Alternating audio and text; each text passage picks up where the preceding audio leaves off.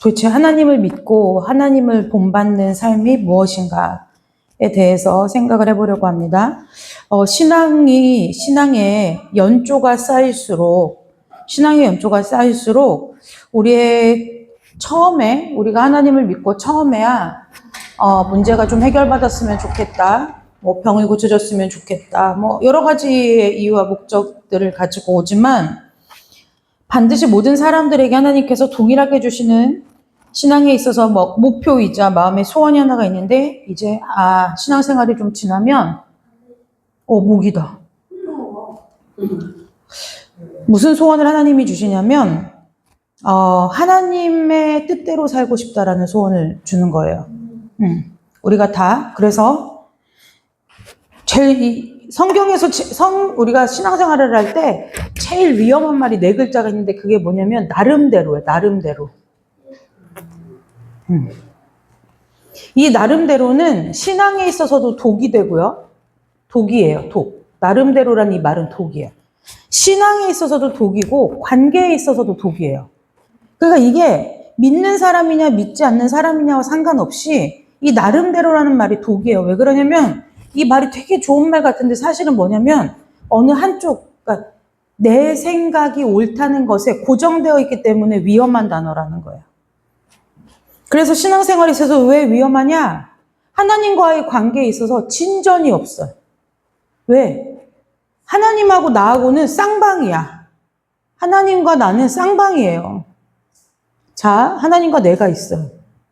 그럼 우리가 사람과의 관계에 있어서 관계가 있다라는 말은, 관계라는 말은 반드시 최소 몇 명이어야 되느냐면 2명이어야 되는 거예요. 나와 너. 이게 관계지 나만 갖고는 관계라고 하지 않아요. 그러니까 이 관계에 있어서 하나님과 나도 관계죠. 관계. 무슨 관계요?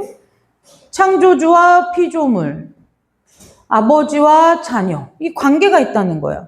근데 이 관계에서 가장 큰 독이 뭐냐면 다 나름대로야. 사춘기 때 아니면 나중에 성인 됐을 때 부모하고 왜 틈이 벌어지냐면 다 그냥 각자 나름대로 해준 거야. 나름대로.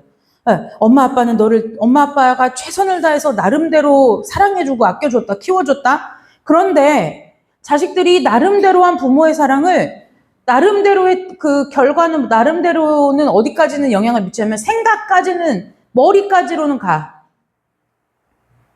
인지까지는 하는 거예요. 맞아. 우리 엄마 아빠가 나를 키울 때 최선을 다했어. 열심히 했어. 근데 문제는 뭐냐면 내 정서, 내 마음에는 도달하지 못한다는 거예요. 그래서 이 나름대로가 얼마나 위험하냐면 이 사람이 생각으로 인지되는 것이 감정까지 가야 이것이 한 사람의 그 인격으로서 존재할 때 안정성이라는 걸 갖게 돼.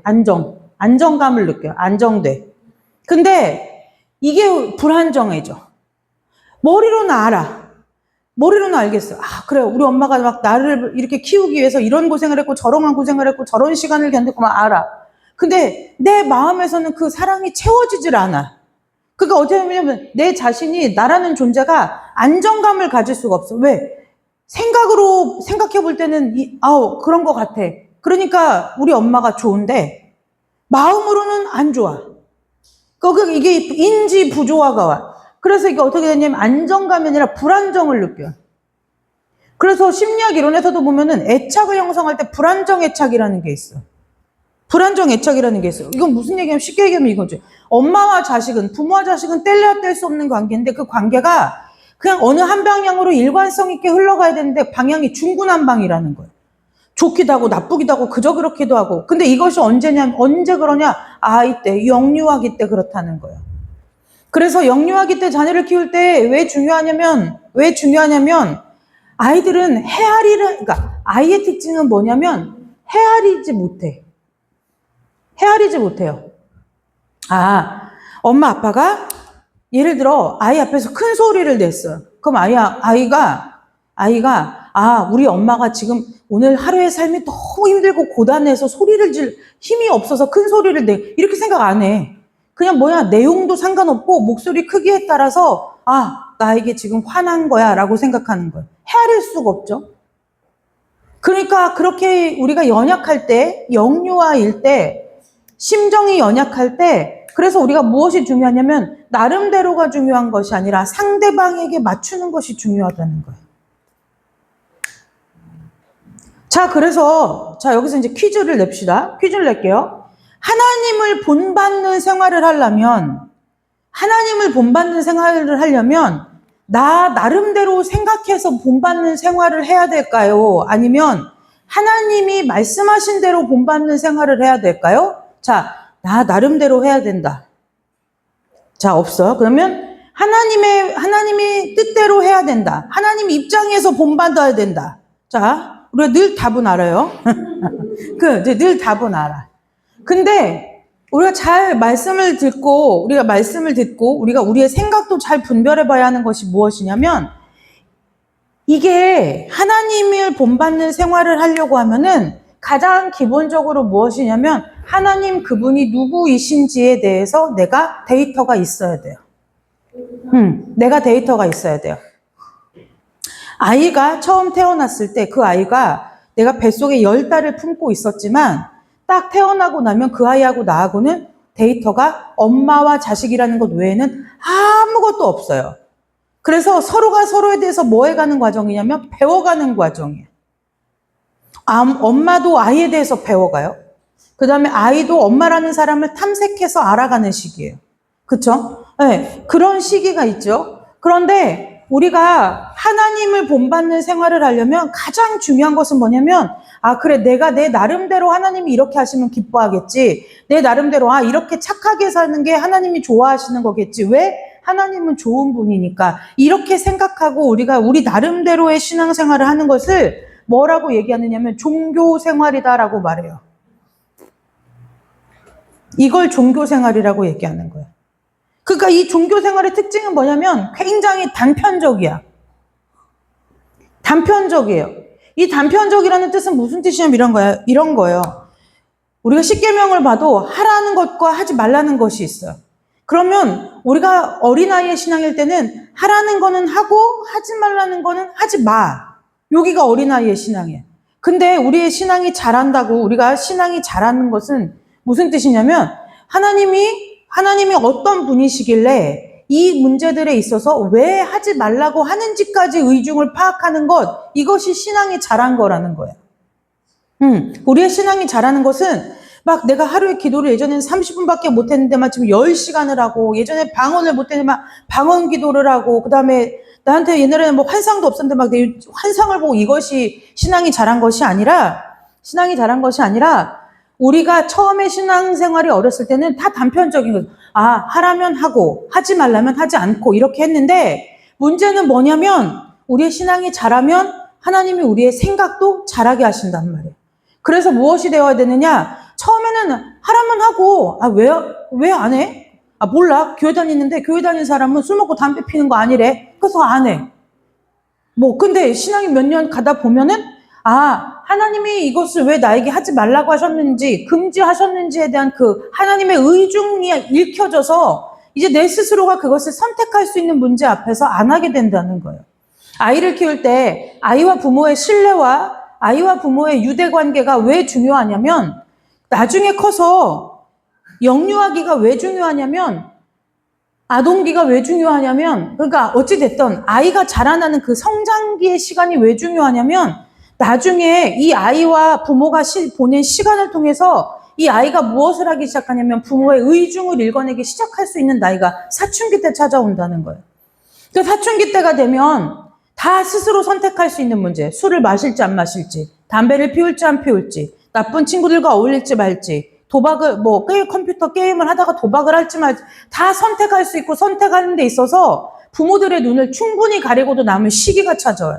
그 시기에 아이들이 스스로 부모의 심정을 헤아려서, 그것이 내 마음 가운데 브레이크로 작동해서 어긋난 길로 가지 않게, 그 다음에 죄 짓는 길에 가지 않게, 내 인생을 망가뜨리는 곳에 내 발을 담그지 않게 뒤에서 그것이 잡아 끌어준단 말이에요. 그래서 이게 어렸을 때 부모와 아이의 신뢰관계를 쌓는 것이 그래서 중요한 거예요. 그것처럼 우리가 신앙생활에 있어서 처음에는 다 단편적으로, 그래서 성경을 읽을 때 십계명이 제일 쉬워. 왜? 도둑질 하지 말라니까 안 하면 되고, 간음하지 말라니까 할 일이 없고, 이웃의 것을 탐내지 말라. 부러워한 적 잠깐 있었지만 뭐 그거 갖고 내가 어떻게 한 거 아니니까 뭐 할 수 없고 뭐 이렇게 되는데, 성경이 십계명 같은 거 얼마나 쉽게 했어요. 근데 막 우리가 청년부 예배를 들어봐서 알지만 여로보암이 어쩌고 솔로몬이 어쩌고 르호보암이 어쩌고 막 이러면서 막 가지가지의 죄를 열거하는데 도대체 이들의 죄가 나하고는 무슨 상관이 있는지 알 길이 없는 미궁 속으로 자꾸 성경이 빠져들어간단 말이에요. 그 얘기는 무슨 얘기냐면 우리가 아직도 하나님에 대한 데이터가 없다는 얘기예요. 그러니까 그래 여로보암이 있어. 그래 르호보암이 죄 지었대. 난 그 죄 안 지었는데 그 나 무슨 상관? 무슨 관계? 이것이 된다는 거예요. 그게 아직도 우리 신앙이 어리다는 얘기죠. 성경에서 오늘 에베소서는 목회서신 중에 가장 중요한 부분 중에 하나라 우리가 주일 오전에도 목사님이 하고 있는데, 자 오늘 하나님을 본받는 생활을 하라고 아주 분명하게 얘기하면서 뭐라고 얘기했냐, 아주 분명히 거짓을 버리고 각각 그 이웃과 더불어 참된 것을 말하라. 이는 우리 서로가 지체가 됨이라. 뭐라는 거예요? 딱 정하죠. 25절에 뭐예요? 거짓말하지 마라. 26절 분을 내도 죄를 짓지 말라. 해가 지도록 분을 품지 마라. 마귀에게 틈을 주지 마라. 도둑질 하지 마라. 뭐예요? 그 다음에 도둑질할 손과 힘이 있으면 그것으로 수고해서 선한 일 해라. 구제해라. 이 얘기인 거죠. 더러운 말은 입 밖에도 내지 마라. 하나님의 성령을 근심케 하지 말라. 뭐예요? 악독과 노함과 분냄과 떠드는 것과 비방하는 것을 모든 악의와 함께 버려라. 이것이 하나님을 본받는 생활을 할 때에 해야 되는 일이라는 거예요. 우리가 이 앞뒤 그 이전에 우리가 에베소서 4장 우리가 25절부터 읽었는데 그 위에 무슨 얘기가 있냐면 심령이 새롭게 돼서 너희들이 새 사람을 입어라 하면서 얘기한 것이, 새 사람이라고 하면 너희들이 하나님을 본받는 삶을 살아야 되는데 그 하나님을 본받는 삶이라는 것이 오늘 25, 26, 27, 28, 29, 30 이게 다 뭐 어디서 나오냐면은 교회 안의 일을 얘기하지 않고 있다는 게 중요한 거예요. 신앙생활 어떻게 하라? 뭐 예를 들어 10에 1조 하던 사람은 10에 2조를 해라. 아니면 헌금 안 하던 사람은 헌금을 내라. 전도 안 하던 사람은 나가서 전도를 해라. 이 교회 생활에 대해서 얘기하고 있지 않다는 거예요. 이것은 지극히 보편적이고 일상적으로 우리가 일상을 살아가는 한 사람으로서 이렇게 살아내라라고 얘기하는 거예요. 그러니까 하나님 앞에 있어서는 삶과 신앙의 경계가 없어요. 그러니까 교회 안과 교회 밖에 경계가 없다는 거예요. 교회 안에 내 모습이 이러면 교회 밖에서도 그래야 하고, 교회 밖에서 내 모습이 그렇다면 교회 안에서도 그래야 된다는 거예요. 근데 지금 현재 우리가 살아가는 삶에 있어서, 우리 신앙에 있어서 각자가 좀 한번 살펴보고 돌이키고 생각해 보아야 할 것이 뭐냐면, 나는 과연 일상의 삶과 교회 안에서의 삶의 결이 같은 사람이냐는 문제에 있어서 우리가 한번 고민하고 생각해 봐야 된다는 거예요. 뭐 여기 지금 우리 모두가 다 모태신앙들이잖아요. 다 모태신앙인데 모태신앙들의 가장 큰 특징이 뭐냐면 뜨뜨미지근하지. 뭐 내놓을 것도 별로 없고 스페셜한 뭐도 없고. 근데 또 나가라면 잘 안 나가. 교회 밖을 떠나라가면 또 못 떠나. 근데 뭐 또 특히 잘하는 것도 없어요. 그런데 왜 왜 그럴까? 거기에 있어서 상당 부분의 그것을 차지하는 것이 뭐냐면 우리 믿음의 윗대들에게서 삶과 신앙이 일치하는 결을 보기가 어려워서 그래요. 이건 솔직한 얘기로 하는 얘기. 솔직한 얘기로. 그래서 내가 늘 얘기하잖아요. 우리 아이들한테 우리는 기도하는 것이 뭐냐면 우리 아이들의 신앙에 있어서 내가 본보기는 둘째치고 걸림돌이나 되지 말자가 우리 신앙의 모토야, 모토. 아, 그래. 엄마 아빠처럼은 안 믿어야겠다. 본보기는 될 수가 없는 거예요. 신앙의 본보기는 늘 히브리서에서도 얘기하지만 예수 한 분밖에 없어요. 예수 한 분밖에 없고, 그래서 사람이 사람을 본받아가지고는 구원에 이를 수가 없는 거예요.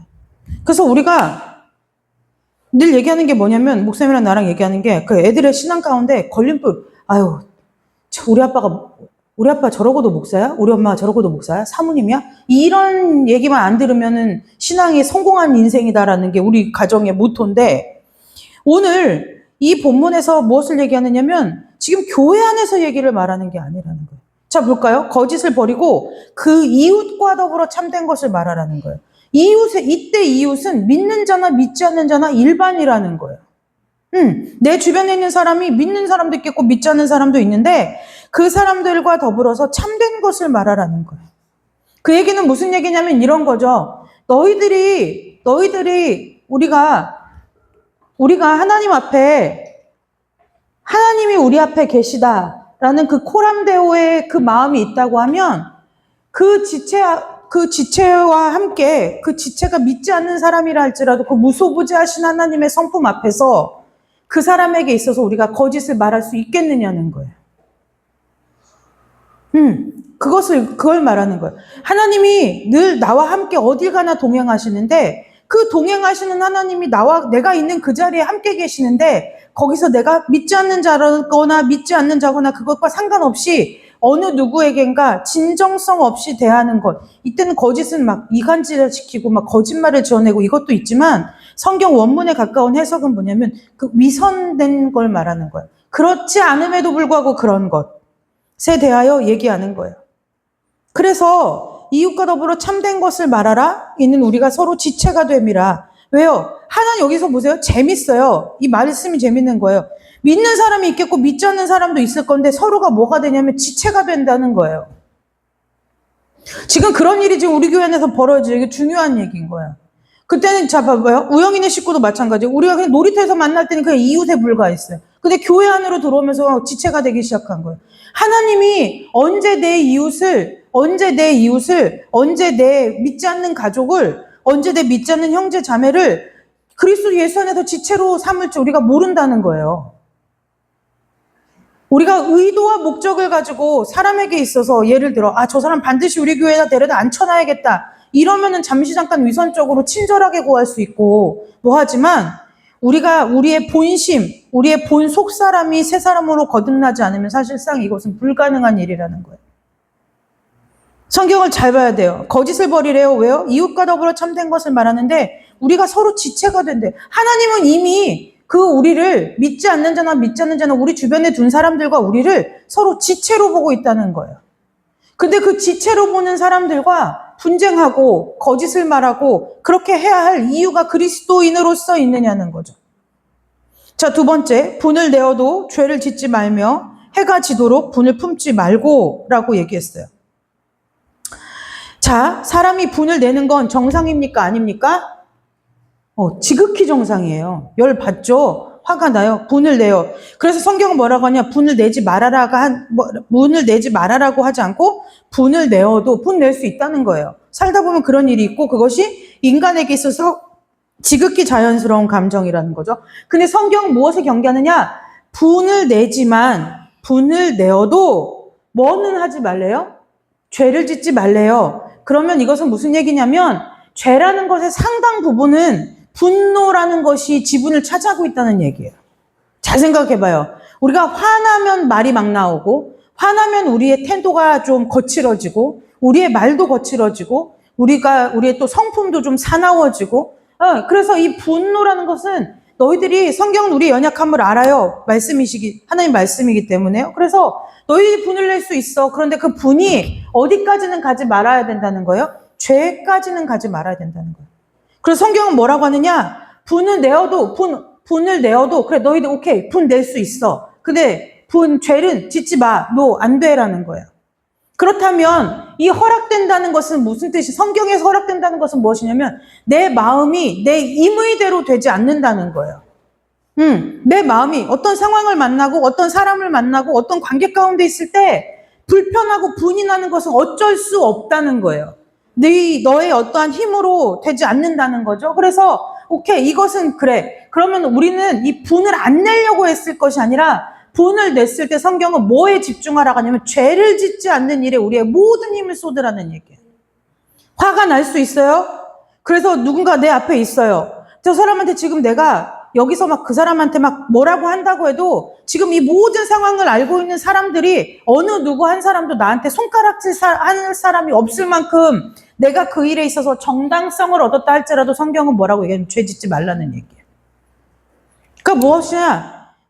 차라리 말을 내뱉을 거면 자리를 떠버리라는 거예요. 성이 나는 것 같으면 그냥 내가 자리를 피해버리라는 거예요. 죄를 짓지 말라는 거예요. 죄를 짓지 말라는 거예요. 그래서 우리는 내 감정을, 성경은 사람의 감정이 있어서 무시하지 않아요. 다 존중하고 인정해요.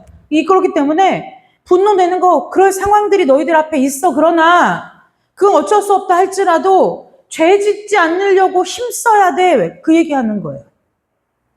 마찬가지죠. 그래서 뭐라고 했느냐? 해가 지도록 분을 품지 말아라. 옛날에 실제로 있었던 일인데 목사님하고 저하고 교제할 때 우리가 서로 뭔가 때문에 의견의 다툼이 있었어요.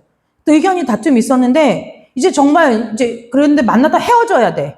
그래 해가 뉘엿뉘엿 지고 있어. 그래서 내가 뭐라 했냐면 목사님한테, 목사님 기억할 수 있는지 모르지만 해지니까 분을 품으면 안 돼. 풀고 가. 내가 그때 그 얘기를 했어요. 성경에서 왜? 모르면 문자 그대로라도 해석을 해야 되는 거예요. 자 봐봐요. 그 상황에서 서로 헤어져 집에 갔어요. 아무것도 해결되지 않은 채 집에 가면 그 다음부터 뭘 하냐면 그날 하루에 내가 화났던 것을 묵상하고 곱씹는 게 사람이야. 그럼 결국 그 끝에서는 뭐냐? 내가 입 밖으로 내지 않고 그 사람이 내 표정과 얼굴을 보지 않았을 뿐 내 마음에서는 그 사람을 수백 마디의 말로 벌써 죽이고도 남았어.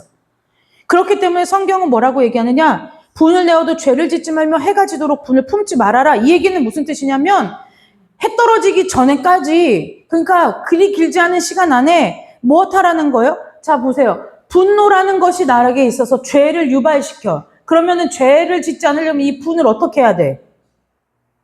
어떻게 해야 돼? 분을 갖다 버려야지. 그러니까 삼키면 안 되지. 좋은 게 아닌데. 분을 어떻게 해야 되냐면 생각해서 내몰아야지. 그래서 믿는 사람은 감정의 훈련을 하는 것이 굉장히 중요하다. 내가 누차 얘기하잖아요. 오늘도 요즘 이제 우리 담율이랑 그 얘기 하는 거야. 담율아 생각해봐. 이만큼 화낼 일이야? 지금 이게 울 일이야? 생각할 일이야? 선택해봐. 너와 나이가 9살이고 초등학교 2학년이고 너가 말로써 얼마든지 너의 상태를 설명할 수 있고 그런데 지금 이렇게 행동하는 것이 맞는 건지 생각해봐. 이게 한 번에 안 돼. 한 번에 되면은 그건 거의 주님이지. 어른도 안 되는 일을. 근데 다만 그것을 시키는 이유는 뭐냐면 정말 아이가 스스로 나중에 자라서 스스로 독립이 돼서 혼자 그거 모든 것들을 감당해야 될 그 시기가 왔을 때 그때 브레이크가 작동돼야 되기 때문에 지금부터 갈아놓는 거예요. 생각해보라는 거예요. 그러면 여섯, 일곱은 그냥 헤헤 웃고 끝나. 서너 개는 정말 심각하게 가지만 그럼 그 심각하게 가는 것을 내가 감정이 가는 대로 그래 너 충분히 슬퍼할 수 있겠다. 이거는 세상 방법인 거고. 무엇을 하냐면 믿는 사람의 감정과 생각은 늘 어디에 있느냐 하나님의 말씀이라는 테두리 안에서 한계치를 정해야 되는 거예요. 한계치를 정해야 되는 거예요. 좋음도 기쁨도 슬픔도 아픔도 괴로움도 한계치를 정해야 돼. 그래서 내가 마음 가운데 그것이 들어왔을 때 자 우리가 누구나 다 알아요. 신앙이 어리든 크든 간에 어른이 됐든 간에 분노 이거 하나님하고 맞지 않는다는 거 우리가 알아요. 그러면 우리가 무엇 해야 돼요? 이 죄를 짓지 않기 위해서 분노를 빨리 해지기 전에 뭐 하냐면 분을 품지 말으라는 얘기는 무슨 얘기냐면 분을 내다 버리라는 얘기예요. 자, 분을 품으면 무슨 일이 일어나느냐? 죄가 장성한 즉 어떻게 돼요? 사망을 낳아요. 그러니까 분을 품고 하루를 지내고 이틀 밤을 지내고 3일 밤을 지내면 우리의 관계나 나 자신의 삶에 있어서 뭐가 찾아오냐면 사망이 찾아온다는 거예요. 죄의 싹은 사망이거든. 욕심이 잉태하면 죄를 낳고 죄가 장성하면 사망에 이른대요. 그러니까 하나님께서는 우리가 사망에 이르는 지경까지 가기를 원치 않으시기 때문에 하나님께서 뭐라고 하느냐? 해가 지도록 분을 품지 말라는 얘기예요. 그러니까 뭐 하느냐? 분노가 생겼어. 나 지금 분나네?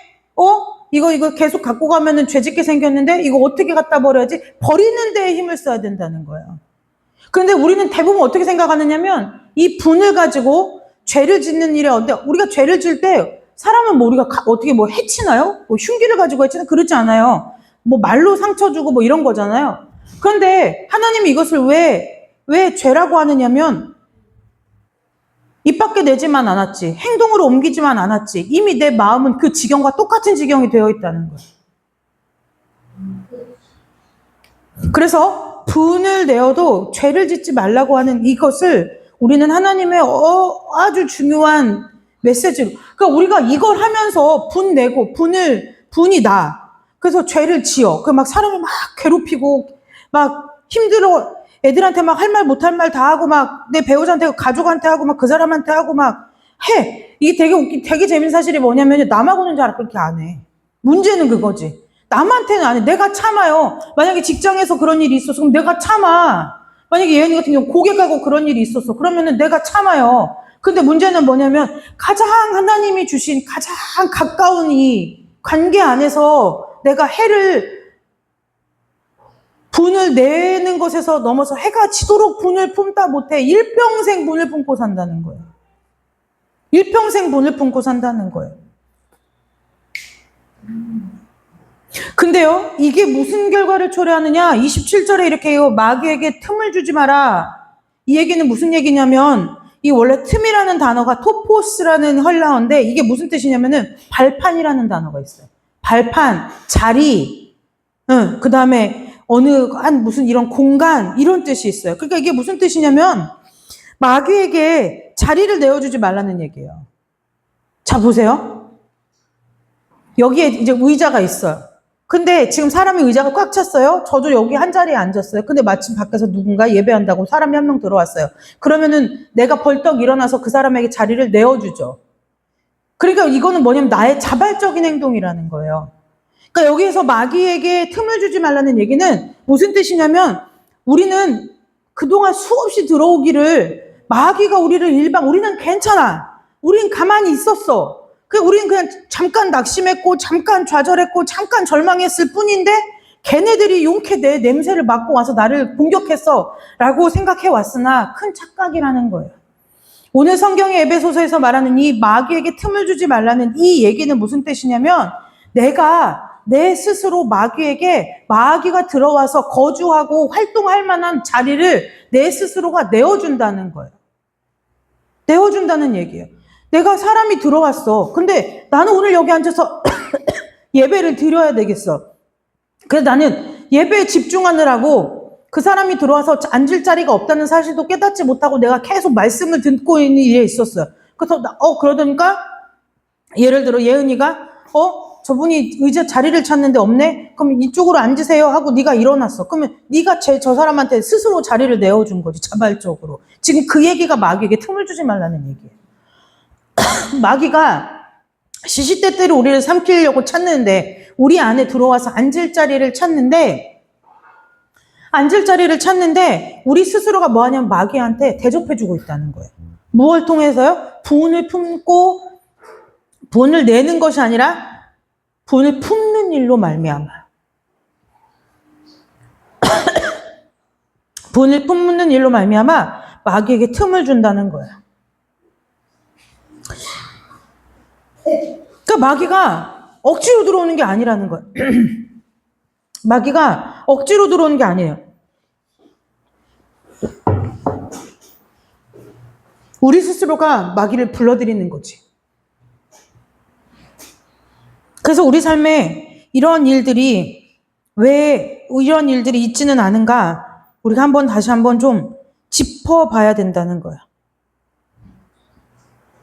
그러면서 우리가 이제 그러면서 또 뭐라고 얘기해요? 도둑질하는 자는 도둑질하지 말고 돌이켜.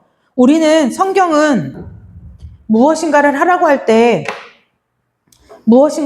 하지 말라고 할 때, 하지 않기만 하면 그것이 말씀을 지켰다고 생각하는데, 하나님은 그것이 아니라 더 적극적인 형태의 것을 요구하시는 하나님이에요. 그래서, 도둑질하는 자는 도둑질만 안 하면 되잖아요. 그쵸? 우리 생각에는. 도둑질 하던 사람이 도둑질을 안 해. 그러면은 괜찮다고 생각하는데, 오늘 성경은 뭐라고 얘기하냐면, 그 도둑질하던 손을 돌이켜서, 가난한 자에게 구제할 수 있도록 손으로 수고해서 선한 일을 하라는 거예요. 그러니까 회개라는 것은 내가 단순히 죄에서 돌이켜서 그 죄를 안 저질러 여기서 멈추는 것이 아니라는 얘기예요. 아까도 제가 오후에 어떤 분하고 이렇게 상담하다가 그 얘기를 했어요. 단순히 그 일이 되고 안 되고의 문제까지 밖에 못 본다고 하면, 그 너머의 크신 하나님의 일하심을 못 본다고 하면 자꾸 어떻게 되느냐면 마귀에게 미혹당해서 그 자리에 머물게 된다. 얼마나 무서운 거냐면은요, 이게 그죠? 무서워요. 이게 늪과 같은 거예요. 왜냐면 우리가 신앙이 뒤로 물러가면, 나 이러면 안 되는데라는 경각심이 와요. 나 좀 정신 차려야 될 것 같은데, 기도라도 해야 되고, 말씀이라도 한 줄이라도 읽어야 될 것 같은데, 되는데, 이게 그 자리에 머물러 있잖아요? 그러면은 별 문제가 없어요. 여전히 하던 일을 하고 있고, 하던 대로 말씀을 읽고 있고, 기도하고 있고, 그러니까 문제는 뭐냐면 거기서 더 이상 나아가지도 않아요. 이게 마귀의 전략인 거예요. 성경은 미혹한다고 하니까 막 마귀가 우리를 꼬드겨서 막 죄의 자리에 앉혀놓는다고 생각하는데 그게 아니라 그 자리에 그냥 머물러 있는 거예요. 그러니까 뭐냐면 예전에는 은혜도 있었어. 깨닫는 것도 있었어. 막 이랬는데 지금은 깨닫는 것도 없어. 은혜 되는 것도 없어. 그러니까 뭐냐면 재미가 없네. 그리고선 뭐하냐면 내 스스로가 내 발로 죄 짓는 자리에 걸어 들어가게 만드는 게 마귀의 전략이라는 거예요. 그래서 성경은 죄에서 돌이키고 마귀의 유혹을 끊어버리는 것에서 멈추라고 얘기하지 않는다는 거예요. 더 적극적인 액션이 필요한 거죠. 그러니까 오늘 도둑질하지 말라는 소리를 뭐라고 얘기하냐면 도둑질하지 말고 여기서 돌이켜라는 것이 그 회개하다는 얘기예요. 돌이켜서 뭐하냐, 오히려 너희들이 가난한 자에게 구제할 만큼 손으로 수고를 하라는 거예요. 그러니까 죄와 싸운다는 것은 단순히 세상적인 그 기준과 가치로 그 하던 일을, 그 죄 짓는 일을 멈추는 것이 아니라 그 일을, 그 이상, 그 너머의 일들을 해나가는 것이 죄를 이기는 거라는 거예요. 자, 29절이요. 무릇 더러운 말은 입 밖에도 내지 말고 덕을 세우는 데 소용되는 대로 선한 말을 하여 듣는 자들에게 은혜를 끼치게 하라. 더러운 말은 입 밖에도 내지 말래요. 이게 자 보세요. 성경이 정확해요. 마음속에선 가지고 있을 수 있으나 입 밖에 내지 말라는 얘기예요. 근데 우리 아이들한테 욕하지 말아라. 너희들이 그 욕을 제일 먼저 듣는 사람이다. 너희들이 입 밖으로 내면 상대방을 향하여 너희들은 그 욕을 내뱉겠지만은 그 욕을 사실은 네가 제일 먼저 듣고 네가 그 제일 먼저 알아듣는 거예요. 왜? 내가 그 욕할 마음을 내 안에 품었거든. 그리고 내가 욕을 고르지. 어떤 욕을 할까를 고르니까 이미 내 안에서 뭐냐면 나를 죽여놓고 남을 죽이는 거지. 그래서 내가 아이들한테 그래서 우리 애들은 악은 뭐라고? 그러면 다들 외워. 모양이라도 버리라고. 성경은 말하면 입 밖에도 내지 말라는 거예요. 입 밖에도 내지 말라. 우린데 되게 말이 정확한 게 뭐냐면 입력값이 있는 대로 출력값이 나와요, 말은. 그래서 어린아이들 앞에서 말을 조심해야 되는 이유가 뭐냐면 어린아이들은 듣는 대로 말해요. 완전히 거울이에요. 그래서 아이들이 말하는 것을 가만히 들으면 그 가정의 부모의 수준이 보여요. 아이들이 말하는 거나 행동하는 거나 태도를 보면 저 집이 어떠한 분위기에서 아이들을 양육하고 기르고 있구나가 다 들통나는 거예요. 다 보여. 옛날에 주일학교 교사할 때 주일날 제일 두려워. 왜 두려우냐면 내가 아이들한테 말씀을 잘 가르칠 수 있을까? 이런 게 두려운 게 아니에요. 애들이 와서 다 얘기해. 선생님, 우리 엄마 아빠가요 어제 그릇 집어던지면서 싸웠는데요. 아빠가요 이년아 하니까요 엄마가 이 미친놈아라고 싸웠어. 애들 안 할 것 같죠? 다 해요. 어린이집 가면 어린이날 가면 다 해요. 선생님들이 내색을 안 해서 그렇지 그 집 비밀은 다 알고 있는 거예요. 그래서 우리가 더러운 말은 입 밖에도 내지 말고 우리 말은 어디에 사용되어야 되냐면 덕을 세우는 데 해야 된다는 거예요. 덕을 세우는 데. 저와 여러분의 말이 덕을 세우는 일에 쓰여지는 말이 되시기를 주님의 이름으로 축복합니다.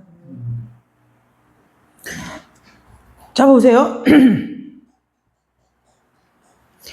그래서 믿는 자들이요 조심해야 될 것이 무엇이냐면 농담을 조심해야 돼요. 농담, 장난.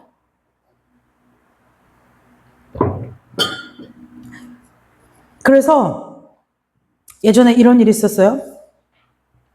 저희 아이가 어떤 아이에 대해서 물어봤어요. 어떤 친구니? 그랬더니 엄마 그냥 상처받을까봐 귀엽다고 해줬어 라고 얘기하는 거예요.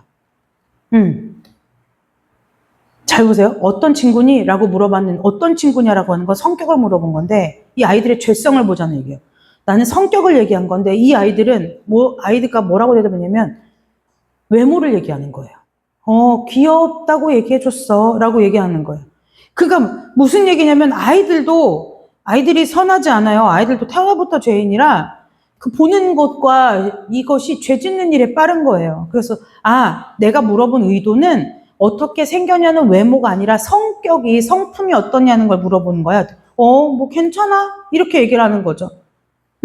그것처럼 우리에게 있어서, 이 믿는 사람에게 있어서 농담, 장난 이런 것이 왜 조심스러우냐면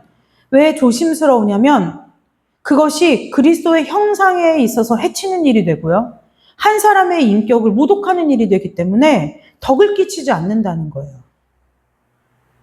덕을 끼치지 않는다는 거예요. 그래서 예전에 저희 큰아이가 어렸을 때 이제 그 시골에 가서 친척들을 만나거나 이러면 제가 목사님한테 미리 부탁을 했어요.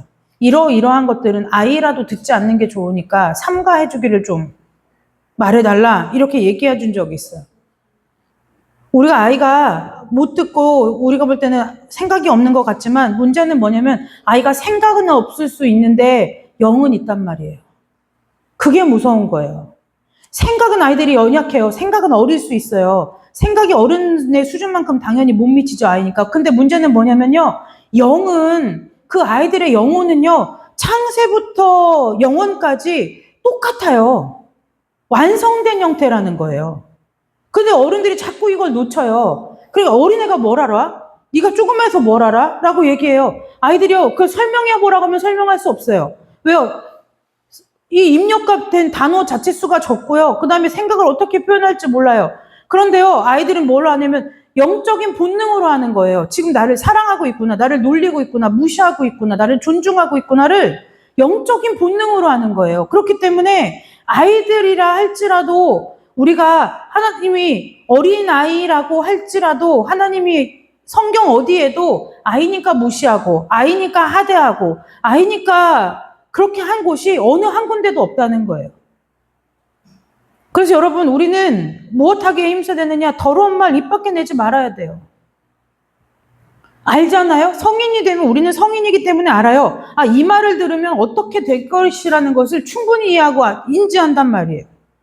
충분히 인지하는 그 말을 내가 인간의 이 제한적인 지혜로도 내가 이 말을 내뱉으면 저 사람이 어느 정도의 상처를 받고 내상을 입을지를 알면서도 내뱉는다는 것은 내가 내 신앙에 하나님 없음을 반증하는 거랑 똑같다는 얘기예요. 똑같다는 얘기예요. 가끔 한 번씩 목사님이, 제가 이제 뭔가 이렇게 아이들 키우다가 이렇게 해서 너무 힘들어 그러면 한 번씩 목사님이 이제 제가 옆에서 참고 이러는 거 보이니까 그냥 얘기해라고 얘기하는데 그냥 얘기 안 해요. 고르고 또 고르고 말을요 고르고 또 골라요. 왜요? 상처 내려고 말하는 게 아니에요. 부모가 자녀에게 상처 내려고 그 얘기를 하는 게 아니고 훈육을 하려고 그 얘기를 할 거면 무엇하냐면 훈육이 될 만한 단어와 말들로 골라 얘기해야 된다는 거예요. 그래야 그 아이에 대한 존중은 담겨 있되 아이들의 바르지 않은 행동에 대하여는 돌이킬 수 있다는 거예요. 우리 기억해야 돼요. 어린아이들도요, 영적인 존재예요. 그래서 아이들 본능으로, 어른들이 그러잖아요. 그러니까 사람들이요, 그러니까 되게 똑똑한 거든 되게 미련해요. 어른들이 뭐라고 얘기하냐면, 이 얘기를 참 잘하죠. 어려서부터 사랑받고 큰 애는 다 표시가 다 달라 이래요. 그러는데 다 애들이 안 돼요. 걔네들이 뭘로 알겠어요? 막 애들이 여기다 사랑받은 만큼 하트 지수가 올라가요? 그렇지 않잖아요. 그런데 다 표시가 난다는 거예요. 근데 왜 그런 아이들에게 험한 말을 하냐는 거죠. 왜 그런 아이들에게 세상 사람들에게도 남에게도 하지 않을 말을 왜 내 가족과 내 교회 안에서 내 주변에 그런 말들을 하냐는 거예요. 그러니까 성경은 오늘 얘기해요. 더러운 말 입 밖에도 내지 말래요. 저와 여러분의 입술이 지켜지는 은혜가 있으시기를 주님의 이름으로 축복합니다. 네, 우리의 입은 어디에 소용되어야 되느냐? 선한 말을 하여 듣는 자들에게 은혜를 끼치게 하는 데 써야 된다는 거예요. 네 번째요. 하나님의 성령을 근심하게 하지 말래요. 하나님의 성령을 언제 근심시킬까요? 이런 거 생각해 보셨어요? 제가 엄마인데 저희 아이들이 어느 날 어디 가서 도둑질해갖고 우리 엄마가, 세상에 우리 엄마 보니까 손에 반지 하나가 없어. 그러니까 내가 우리 엄마 반지해주고 싶어. 그래서 저금통을 다 털어서 금방에 갔더니 내가 가진 돈으로는 턱도 없는 거예요. 애들이 꾀를 냈죠. 우리 어떻게 해서 엄마 반지 하나 해줄 거야? 그러다가 어디 가서 도둑질해가지고 반지 하나를 사왔어요. 저한테 제 손에 끼워줬어요. 이게 하나님의 성령을 근심하게 하는 거예요. 우리는 근심을 언제 근심하냐면요. 시키지도 않은 일 할 때 근심하는 거예요. 아까 처음에 얘기했던 그 나름대로의 신앙을 가질 때요. 응. 나름대로 신앙을 갖기 위해서요. 나름대로 신앙을 가지려고 하다 보니까 뭐 하냐면 죽으라고 힘써요. 죽으라고 힘쓰는 거예요. 하나님 앞에 죽으라고 헌신해. 죽으라고 갖다 바쳐. 죽으라고 일해. 하나님, 얘야, 넌 좀 쉬어도 돼. 하나님 위해서 계속, 아우, 너 이러다 병난다. 너 이러다 믿음의 시험 들어. 너 이러다 낙심이 찾아온다. 너 아직 그렇게 하지 않아도 되라고 하나님 위해서 계속 신호를 보내는데, 자꾸 나는 뭐냐면, 내 나름대로, 내 아버지한테 나는 훌륭한 자식이어야 되고, 내 아버지는 내 나름대로 무슨 엄청난 자식이어야 되고, 이러니까, 뭐 하냐면 하나님 근심되게 하는 거예요. 우리는 하나님 근심되게 하면 맨날 어디 가서 죄 짓는 거. 근데 여러분, 늘 내가 설교할 때 얘기하지만, 제가 설교할 때 얘기하지만, 우리가 일평생 살면서 감옥 갈 만한 죄 안 지어요. 막 하나님을 근심시킬 만한 죄를 짓는 일이 별로 없어요. 하나님 우리가 막 어디 가다가 주차딱지 끊었다가 근심하시겠어요? 그 과태료 내면 해결될 일을? 하나님이 근심되는 건 뭐가 근심되냐면 하나님 속 모르고 하는 일들이 근심되게 하는 거라는 거예요. 하나님 속은 몰라. 근데 그냥 내가 하나님이라, 이 말이 제리움. 내가 하나님이라면 이렇게 하면 좋아하시지 않을까? 내가 하나님이라면 이렇게 하면 기쁘시지 않을까? 이게 제일 골치 아픈 거라는 거예요. 제일 골치 아픈 거라는 거예요. 그래서 뭐 하라고요? 하나님의 성령을 근심하게 하지 말라. 그 안에서 너희가 구원의 날까지 인치심을 받았대요. 이 하나님을 근심하게 하지 말라는 거예요. 그 얘기는 바꿔 얘기하면 구원의 날까지 인치심을 받았다. 쉽게 얘기하면 이런 얘기예요. 그러니까 너희들이 이 땅에서 구원받은 하나님의 자녀로서 성령을 근심하게 하지 않아야 하려면 어떻게 되냐면 호세아서에 그 얘기죠. 하나님 알기를 힘써 해라. 이 얘기하는 거예요. 하나님 알기를 힘써 알자. 이 호세아서의 말씀 있잖아요. 우리가 여호와를 알자. 힘써 여호와를 알자. 이 말처럼 우리가 하나님을 근심하지 않게 하려면은 하나님과 마음이 통해야 하니까 무엇 해야 되냐면 하나님 알기를 힘써야 된다는 거예요. 여러분, 몸이 아프면 어떻게 와서 헌신할 거예요? 제가 지금 우리 권사님들 평균 연령이 70세가 넘으셨는데 그분들 보고 교회가 지금 이렇게 성도 수가 작고 교회가 이렇게 재정이 어렵고 연약하니까 그분들 보고 40일 작정기도 하라고 교회에서 시키는 게 말이 돼요? 그분들이 자발적으로도 지금 뜯어말려야 할 바네? 그것처럼 우리의 한계와 제한이 있다는 거예요. 하나님은 그것을 멸시하거나 모르시는 분이 아니라는 거예요. 근데 왜 자꾸 무엇 하느냐면 내 나름대로 하나님을 생각해서 내 나름대로 하나님한테 해놓고 왜 하나님 보고 안 받고 안 해주냐고 하냐는 거예요. 이게 똑같죠? 스토커들이 난 널 사랑해서 그런다니까. 난 널 사랑해. 난 너밖에 없어. 내 평생에 너밖에 없다고. 근데 너는 왜 내 사랑을 안 받아주는 거야? 라는 걸 우리가 하나님한테 하고 있는 걸 성령을 근심하게 한다라고 성경은 얘기한다는 거예요. 그래서 31절에요. 너희는 모든 악독과 노함과 분냄과 떠드는 것과 비방하는 것을 모든 악의와 함께 버리고. 자, 보세요. 악독, 노함, 분냄, 떠드는 것, 비방하는 것. 이것이 어디서 나냐면 다 악의에서 나왔다는 거예요. 악의와 왜 함께 버리라고 하겠어요? 네. 악한 그 마음의 악함에서부터 이게 나온다는 거예요. 그러니까 노하는 거, 분내는 거, 악독한 거, 비방하는 거, 떠드는 거 이거 다 왜 떠들겠어요? 소문나라고. 왜 비방하겠어요? 그 사람이 무너지는 걸 내가 보아야 되니까요. 이건 다 버리고 32절에요. 서로 친절하며 불쌍히 여기며 서로 용서하기를. 이거 어려워요. 하나님이 그리스도 안에서 너희를 용서하신 것 같이 하라. 이게 뭐냐면 베드로가 물어보니 몇 번 용서해야 돼요? 그랬더니 70번씩 7번이라도 해라. 이 얘기를 하죠. 70번씩 7번이니까 내 평생에 490번만 용서하면 되는구나. 그 얘기를 하는 게 아니라 70번에 7번이라는 것은 밑도 끝도 없이 한도 끝도 없이 죽을 때까지 하라는 얘기예요. 그 얘기는 바꿔 얘기하면 죽을 때까지 우리가 누군가를 용서하고 누군가를 용납해야 되는 일들이 살면서 끊임없이 있다는 얘기예요. 사소하죠? 일상에서부터 그러잖아요. 아이들 혼냈으면 좋겠는데 이것도 용납해야 돼요. 같이 사는 배우자가 마음에 안 들어서 뭐라고 하고 싶은 마음이 있는데 그것도 또 용납해야 돼요. 일상이 그렇다는 거예요. 일상이. 자, 이제 말씀을 정리합니다. 여러분, 우리가 하나님을 본받는다는 생활은요. 큰 결론적으로 말하자면 삶과 동떨어져 있지 않아요. 일상에서 해야 되는 거예요. 일상에서. 그래서 그래서 그것을 우리가 요즘 하는 말로 삶의 예배다라고 부르는 거예요. 그래서 오늘 이 함께 읽은 이 에베소서 4장 25절에서 32절의 말씀과 같이 우리가 하나님 앞에 우리 힘으로 이것이 될 수 있을 것 같으면 뭐 걱정이 없겠지만은 우리가 함께 이렇게 쭉 살펴본 바 우리 힘으로 되지 않는다는 것을 우리가 알죠. 성경이 진리인 것은 무엇이냐면 세상은요, 우리가 한계를 우리에게 있어서 그럴 만한 능력이 없다라고 얘기하면 세상은 두 가지를 우리에게 권해요. 하나는 뭐냐면 너희들의 능력치를 높여서 그것을 이뤄내라라고 하나 가르치든지, 하나는 뭐냐면 너희들에게 그런 능력이 없으면 포기하라고 가르쳐요. 그 일에 있어서는 더 이상 대체품이 없어요. 근데 성경은 뭐라고 얘기하느냐면, 성경은 우리에게 무엇을 얘기하느냐면 너희들이 못하니 가만히 있어. 내가 해줄게. 라는 걸 얘기하는 거예요. 하나님이 무엇을 말씀하시냐면 내가 해줄게. 그 얘기를 하시는 거예요. 그래서 오늘 이 말씀 앞에 저와 여러분이 잠깐 기도할 텐데, 기도할 때 이게 꺼진 거면 네. 기도할 때 우리가 하나님 앞에 기도했으면 좋겠어요. 하나님, 좀 교회 안의 삶과 내 일상에서의 삶이 좀 하나님의 말씀 안에서 하나 되는 은혜가 있게 해주세요. 좀 돌이켜보는 거는 뭐 오늘 이 짧은 시간에는 어려울 것 같고요. 네, 우리가 돌이키는 방법도 잘 선택해야 돼요. 과거를 묵상해보면서 이거. 성경은 이걸 회개라고 말하지 않아요. 무엇을 돌이켰다고 얘기하느냐면 과거는 이전 것은 지나갔으니 보라 새 것이 되었도다. 그러니까 앞으로 뭐 하냐면 내가 이렇게 살아야겠구나라고 하는 이 삶에 앞으로 살아갈 일에 있어서 하나님 앞에 기도하고 맡기고 그 일에 힘쓰면 이전 것은 없어져 버린 거예요. 그래서 우리가 기도 이 시간에 할 때요. 우리가 이 시간에 기도할 때 하나님 앞에 기도할 때 하나님, 나도 이제는 이런 삶을 살겠습니다.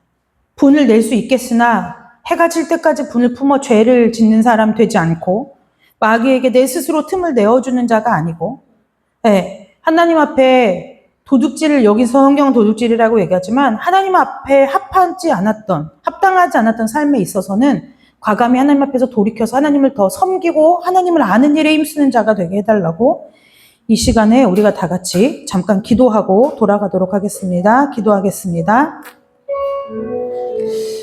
하나님, 우리가 오늘 이 말씀 앞에서 우리의 삶이 더욱더 하나님을 본받는, 하나님을 닮는 삶을 살기를 소원하는 마음으로 이 시간 하나님 앞에 기도합니다.